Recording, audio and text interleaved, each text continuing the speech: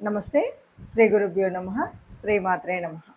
ఆదిత్యాయ చ సోమాయ మంగళాయ బుధాయ చ గురు శుక్ర శనిభ్యే రాహవే కేతవే నమః.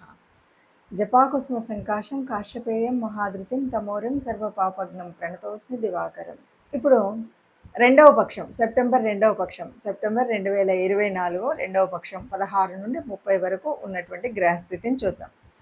శని కుంభంలో వక్రించి ఉన్నాడు, గురువు వృషభంలో ఉన్నాడు, రాహు మీనంలో, అలాగే కేతువు కన్యలో.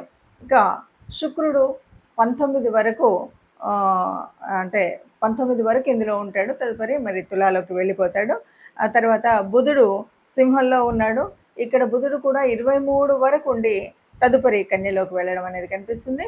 ఇక రవి 17 వరకు సింహంలో ఉండి తదుపరి కన్యలోకి మారడం కనిపిస్తుంది. ఈ రకంగా ఉన్నటువంటి గ్రహస్థితిలో మరి ఫలితాలు ఎలా ఉంటాయో చూద్దాం. ఇప్పుడు మనం చూస్తున్నటువంటి గ్రహస్థితిని కనుక చూస్తే కొన్ని ప్రత్యేకమైనటువంటి స్థితులు మనకు కనిపిస్తున్నాయి. ఏమిటి అంటే, ఒకటి, రవి తన స్వస్థానంలో ఉండడం.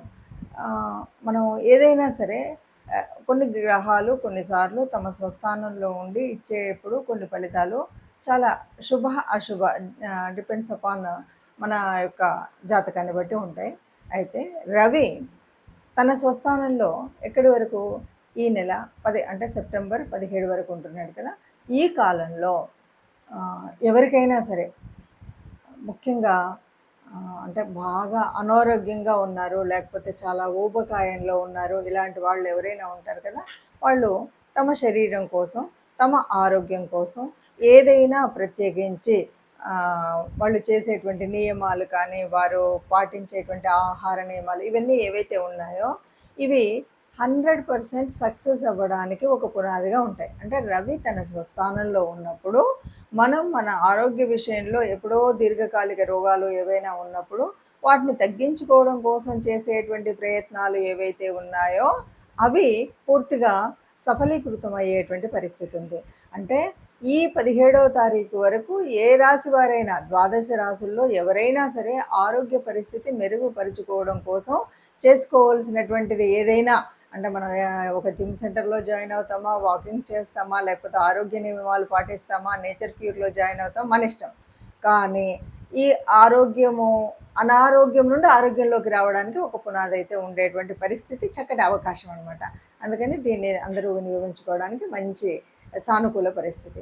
ఇక రెండవది, మరి శుక్రుడు సహజంగా ఉన్నటువంటి 6వ స్థానంలో ఉన్నాడు. సహజ భవచక్రంలో కనుక చూస్తే, సహజ భవచక్రంలో 6వ స్థానము అంటే ఇది చాలా వరకు అప్పుల స్థానం కదా, రుణస్థానం, రుణ రోగ శత్రుస్థానం కదా. అక్కడ శుక్రుడు ఉన్నాడు. ఎట్లా ఉన్నాడు? నీచపడి ఉన్నాడు. నీచపడి ఉండడం వల్ల కొంచెం అందరూ, ఏ గ్రహం వాళ్ళు, ఏ రాశి వాళ్ళైనా, ఏ స్థలంలో ఉన్నా అందరూ చేయవలసింది ఏంటంటే, ఎవరికైనా సరే అప్పులు ఇచ్చేటప్పుడు, తీసుకునేటప్పుడు, ఇలాంటప్పుడు కొంచెం జాగ్రత్తగా లేకపోతే కనుక ఫైనాన్షియల్గా ఇబ్బందులు పడేటువంటి అవకాశం ఉంటుంది. కాబట్టి ఇది ముందు జాగ్రత్తగా మనం తీసుకోవాల్సినటువంటి ఒక నియమం. ఇక రెండవ పక్షంలో కనుక మనం చూసినట్టయితే, రెండవ పక్షంలో చూస్తే దాదాపుగా మనం మొదటి పక్షంలో ఏవైతే చెప్పుకున్నామో అలాగే చక్కగా మంచి తెలివితేటలు, ఆరోగ్యము, ఆలోచన విధానం అంతా బాగుంటుంది. కుజుడు 2లో ఉండడం వల్ల ఉండేటువంటి ఇబ్బంది కొద్దిగా ఉన్నప్పటికీ కూడా బుధుడు 3లో ఉన్నటువంటి ఆలోచన సరళితో చక్కగా ఉండడం, ఆరోగ్యం ఇంప్రూవ్ అవ్వడానికి చక్కగా అవకాశం అన్నీ బాగుంటాయి. ఇక్కడ శుక్రుడు తులలోకి 19లోకి వెళ్తాడు కాబట్టి ఒక్క 3 రోజులు కొద్దిగా ఇబ్బందిగా ఉన్న తదుపరి తన స్వస్థానంలోకి వెళ్ళినటువంటి శుక్రుడు వల్ల ఇక్కడ చాలా మంచి జరుగుతుంది. అంటే ఇంతకుముందు ఏదైతే చెడు అనుకున్నాం, సంతానానికి నష్టం జరుగుతుంది, కష్టం జరుగుతుంది, ఇంకేదో ఇబ్బందులు అన్నాం, దీన్ని బట్టి ఏంటంటే మొదటి పక్షంలో జాగ్రత్తలు తీసుకుంటే ఇంకా రెండవ పక్షంలో ఎలాంటి ఇబ్బందులు లేకుండా హాయిగా సంతానం విషయంలో కానీ మిగతా విషయాల్లోని కూడా హాయిగా ఉండొచ్చు అని చెప్పచ్చు. ఏది ఏమైనా ఈ రాశి వారికి ఓవరాల్గా చూస్తే అంతా బాగుంది. చిన్న చిన్నవి అటు ఇటు ఉన్నప్పుడు మనం చెప్పబోయేటువంటి రెమెడీస్ తీసుకుంటే సరిపోతుంది. మనం జాతకము లేకపోతే ఇప్పుడు గోచారం చూసుకున్నప్పుడు, గోచారంలో కొన్ని అనిపిస్తూ ఉంటుంది. ఎలాగంటే కొన్ని కలిసినట్టు ఉన్నాయి, కొన్ని కలవలేదు అని. ఇక్కడ 2 విధాలు. గోచారం చూసుకునేటప్పుడు మనం రాశి నుండి చూసుకోవడం, లగ్నం నుండి చూసుకోవడం. మీరు ఒక్కసారి లగ్నం నుండి అలాగే రాశి నుండి 2 చెక్ చేసుకోండి. మీకు అప్పుడు కొద్దిగా దగ్గరగా ఉన్నట్టుగా ఉంటుంది ఒకటి. ఇక రెండవది, ఏది ఏమన్నా సరే గోచార రీత్యా అంటే కొన్ని కోట్ల మంది ఉండేటువంటి ఇందులో ఇది సహజంగా మనకే వర్తిస్తుందా అంటే చెప్పడము అంత సులభమైనటువంటిది కాదు. ఎందుకంటే కేవలం గోచార రీత్యా మనం చేసేటువంటి ఫలితాలు కేవలం 40, 30, 40 మధ్యలో ఉంటాయి. యాక్యురేట్‌గా కావాలి అని అనుకున్నప్పుడు తప్పనిసరిగా మనం చేయవలసింది ఏమిటి అంటే జన్మజాతకాన్ని చూపెట్టుకోవడమే. మన దగ్గరలో ఉన్నటువంటి ఎవరైనా సరే మంచి నిష్ణాతులు ఎవరున్నా సరే పండితుల దగ్గరికి వెళ్ళి జ్యోతిష్య శాస్త్ర రీత్యా ఉండేటువంటి మీ జన్మజాతకంలో మీకున్నటువంటి గ్రహస్థితులు, యుతులు, దృష్టులు, నడుస్తున్నటువంటి దశ, అంతర్దశ వీటన్నిటిని దృష్టిలో పెట్టుకొని చెప్పేటువంటిది జ్యోతిష్యం. కాబట్టి జ్యోతిషం లేదు అంటే ఒకటి ఇక్కడ ఎంతవరకు మనం చెప్తున్నాం అంటే ముందు జరగబోయేది జరుగుతున్నది. ఇప్పుడు మనం చెప్పుకున్నాం. ఇప్పుడు ఉన్నటువంటి రవి కానీ శుక్రుడు కానీ స్థితి వల్ల ఇది ఎందుకు అంటే మనకు మార్గదర్శనం చేయడం కోసమే. జ్యోతిషం ఎప్పుడు కూడా మీకు ఇలా రాబోయేదాన్ని మనం సవరించుకోవాలి, దాన్ని సర్దుకోవాలి, లేకపోతే దానికి అనుగుణంగా మనం ఉండాలి అని చెప్పేటువంటి పరిస్థితే. కాబట్టి దీన్ని మనం దృష్టిలో పెట్టుకోవాలి.